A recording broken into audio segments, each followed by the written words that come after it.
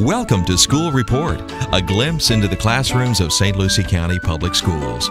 School Report provides the opportunity to share with the community academic and extracurricular activities of students in our schools. And now, here is School Report.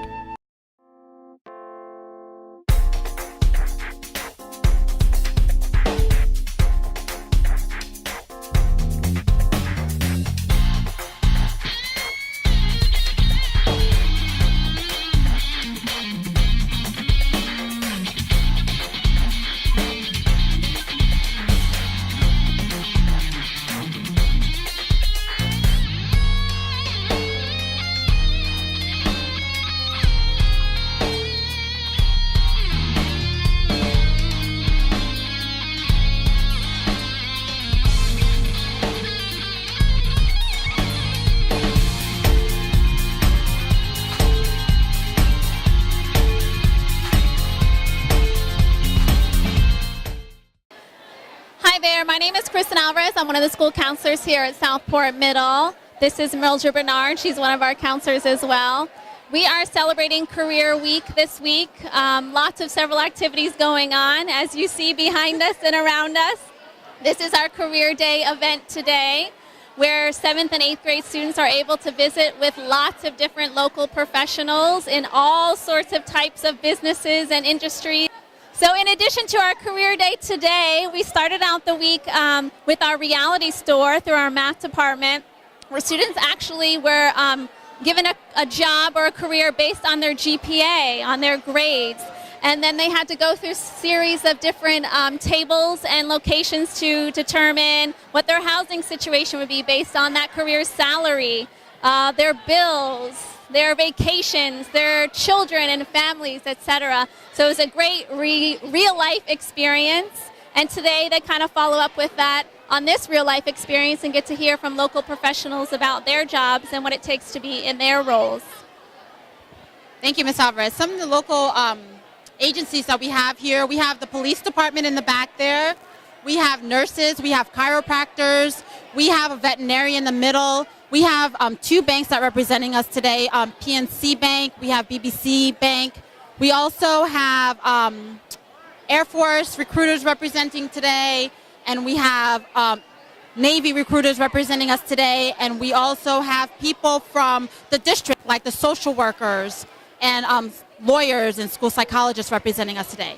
To end this week, we're going to have a 6th grade retreat where we're going to talk to them about their careers, their hopes, their aspirations, just to kind of finalize the week. It's going to be a full day where students are going to participate in activities. They're going to have an after-school event also where they're going to go through like a walk just to touch base with their feelings and figure out what they want to do for the rest of their life. So that's our entire week of activities. As you can see, our students are excited and we're excited too.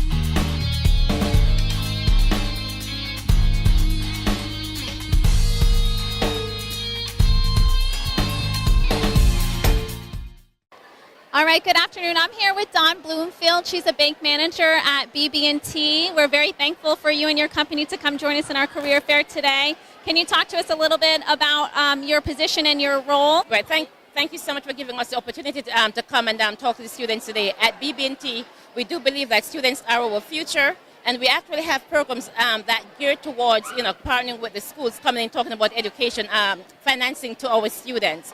My role as the branch manager, of course, I do manage two locations in Port St. Lucie. I've been in banking for 19 years. And for me, you have to have that love what you do, that passion, and going out and helping my clients. And every day that I go home, I go home feeling, okay, well, yes, I have made a difference. So for me today, being here talking to the students, I am telling you, I am so overwhelmed, and I'm very, very happy, truly happy to be here. We really appreciate that. Can you tell me a little bit about some of the questions maybe the students have asked you, or some information that you want to pass along to them? Okay, questions that they've asked about how much money does bankers really make? And I'm saying to them that as bankers, we do make money. It's not just about being a teller. As long as you aspire to be, you can become the CEO of the bank and make millions. And one like, well, so really? That seems like you're a professional player. I'm like, yes, you can get there. And of course, the other question that they were asking, okay, well, have you ever experienced a bank robbery? Because of course they see it all the time on the news that of course the bank is being robbed. So basically those are the questions that they have been asking. But as I said to them though, that at least they truly have to love what they do. And banking is such a critical area to our community and our population, and even to them as students. So at least if they know how to do their banking from now, when they get older, they will be able, to be very, very savvy shoppers and customers. We agree. Ties right into the reality store activity that we did earlier this week. Thank you so much, Don Blufeld. We really appreciate your participation today.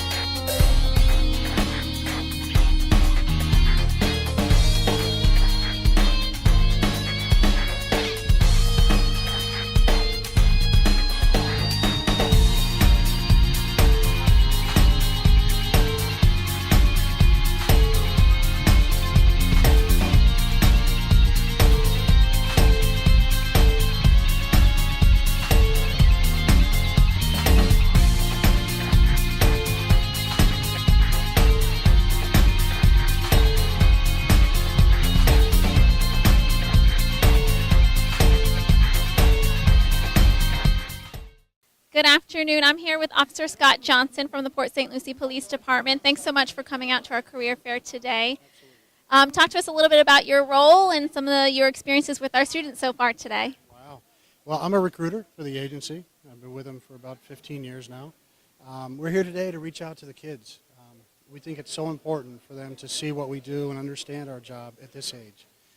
Lately in the media and all across the world, there's such a negative aspect on law enforcement, and we're trying to bring back the idea and make them understand there's a human side to us too. They can come to us, that they don't have to worry about being in trouble. We want to be that resource for them or that life raft when they get in trouble. So that's totally huge. That's so huge at this age to reach out to them. Absolutely, I definitely agree with that, especially at this adolescent, this middle age group, that age level. Talk to us maybe about some of the questions or some of the input that you've received from our students so far. They ask me if it's, some questions are, have you ever been shot? And to other questions like, is it really hard to be a police officer? And I told them, I said, it's not very difficult if you maintain your grades and get your education done, and you try to be good to each other. That's the main thing, that and you have a moral compass to tell you what's right and what's wrong. And as long as you follow that little inner voice and tells you what to do that's right, you'll be fine. Thanks so much, Officer Johnson. I really appreciate you guys coming out today. Thank you. What's craziest job that you got called for? They're all pretty crazy. They all get changed. That's the cool thing about this job. It's different every day. You never can predict what you're gonna do. All right, and when you go, do you have a partner? I have lots of partners. They're called zone partners. They're everybody that I work with. Cities split into districts, and then within those districts, there are different zones. and I'll have my partners with me working in those different zones, and we'll be going to calls together and working together. It's a big teamwork effort on the police department. All right, and then when someone does something bad, do you always check their car for everything, or does it depend on like what they do? Like, No, it depends on the situation. If we feel like there's something more into it, or there's something that we need to know about that's in the car, then we'll search the car. Otherwise, no, we don't. We don't search everybody's car.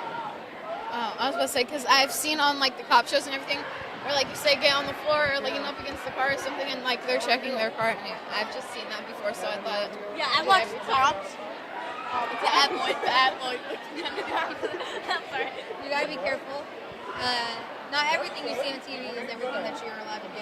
A lot of those shows are back in the day. The laws have changed by now. Laws change all the time. So that's another thing that you have to be as a police officer. You have to be aware of all the laws. So you have to be paying attention. You got to do constant reading and learning the different laws.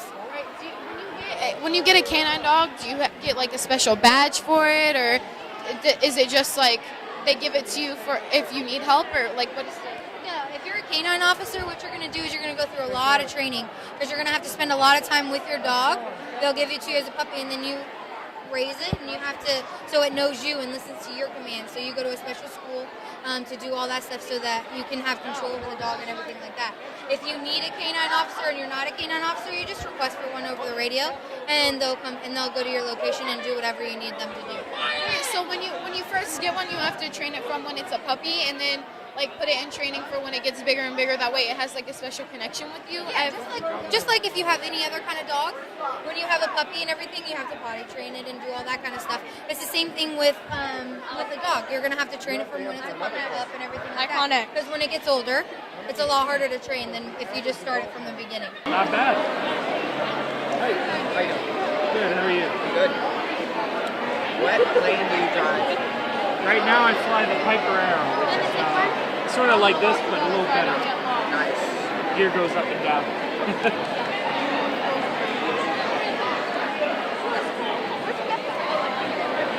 you go. Hi. Hello. Welcome. You have to be 16. You can start flight training at any age, actually. You just have to be 16 to fly by yourself. Wow. Which is awesome. You can learn to fly a plane before you learn to drive a car. Oh my God. Good afternoon. I'm here with Tony Richardson. He's a flight instructor. Tony, thanks so much for coming out to our career event today. So tell us a little bit about your role and the experiences you've had with our students so far today. Well, right now I'm a flight instructor at the Flight Safety Academy in Vero Beach, Florida. Basically, I just teach people to fly, how to land, how to take off, how to do a lot of maneuvers in between. And it's very fun because, all these kids, they come up to me and they're like, wow, that sounds so awesome. And, how do I do it? And a lot of them are just surprised you can start at any age and probably solo a plane at 16 too.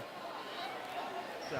That's amazing. I'm sure they are, because they can really connect to that. That's not too far off from their age for our 12, 13, and 14-year-olds. Have they asked you any other interesting questions or any really important information that you're trying to provide to them today about your career field? A big question that I've gotten today, is it difficult? And, well, yes, flying is a whole nother world than, say, driving. There's also a lot less to worry about. Not much you're going to hit up there. So, that's why also the age requirement is so much lower than a car. I mean, car you maybe have to be, I think it's 17 or something. But you can start flight training at any age and then fly by yourself when you're 16. And, they're just so fascinated about that they love that idea. But let's see, another question that I've gotten was probably, where would I start? And, well, the biggest thing, when I started, I was just playing video games. I told my mom, I want to do this in real life. So I did. And, well, yeah, the video games helped a lot, but it's just so much different in real life. And, well, fortunately, I had a few flight instructors who helped me out and got me to where I am today, where I'm teaching others how to fly and how to experience aviation, which is really fun. I think that's a really neat story for kids to hear, that they can make that connection to video games. That's definitely an interest of this population, of this age group, so they can make that connection to even bigger, big picture dreams and careers that are out there. Cool. Thanks so much for your time and for coming out today. We really appreciate it. Of course, thank you.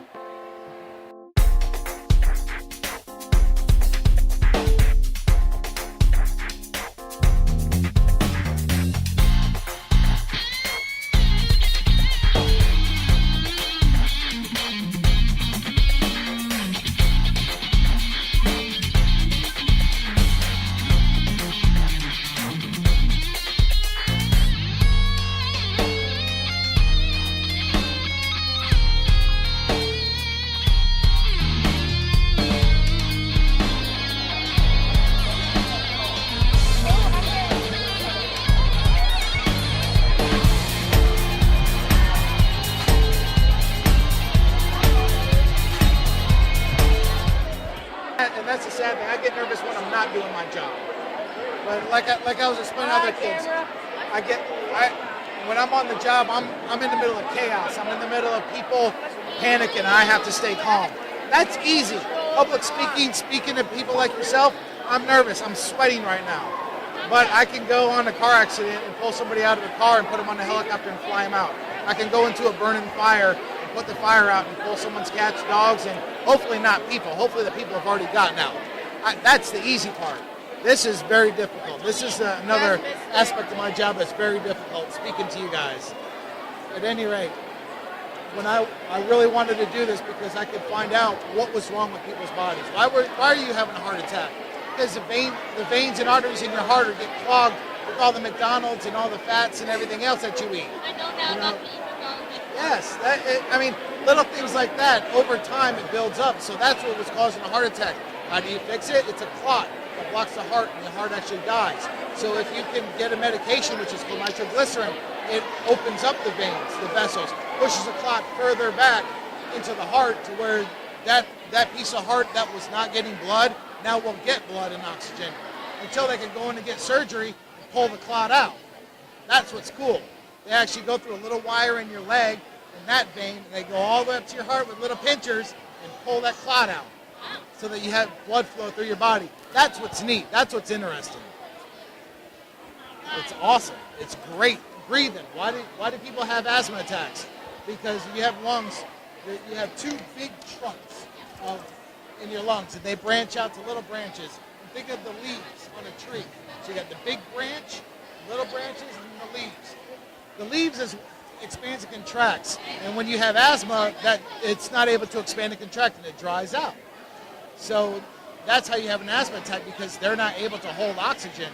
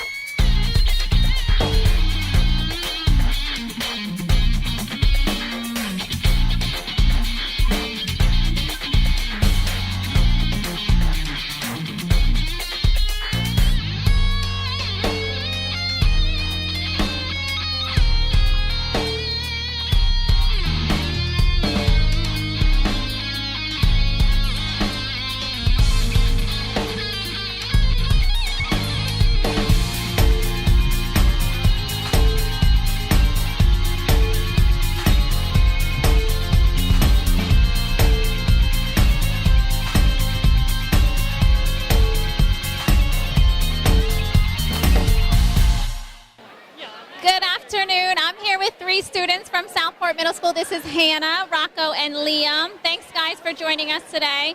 So we've had a week of career day activities, right? Today our career fair, but the other day we had our reality store where you got to choose a profession based on your GPA. So talk to us a little bit about that, Hannah. Well, the reality store really showed you how the numbers work out, but today you got to see how it would really be to work at the job. So I thought that was cool. Yeah, absolutely. Is there a career here that you saw that you were really interested in today?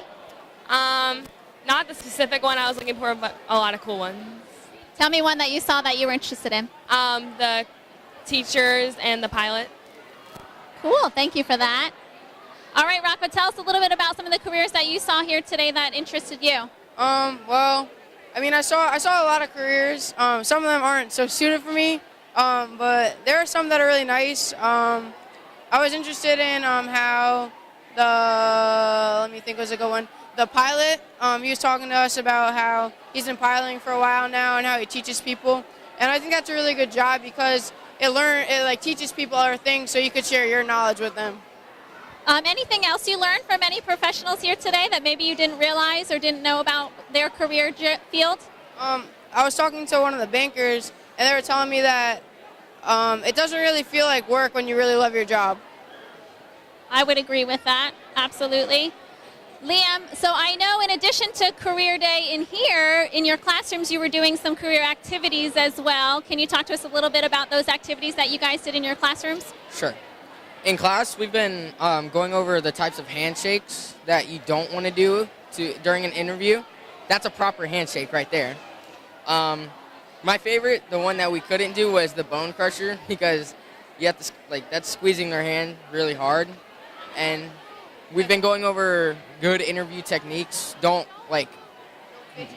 fidget, and always make eye contact, but not too much to make it where they're uncomfortable. And that's the type of stuff we've been going over. Well, thanks for sharing that. I'd say you guys did a pretty good job because you did a pretty good job here with me today. Thank you. Thank you so much, guys. I appreciate it.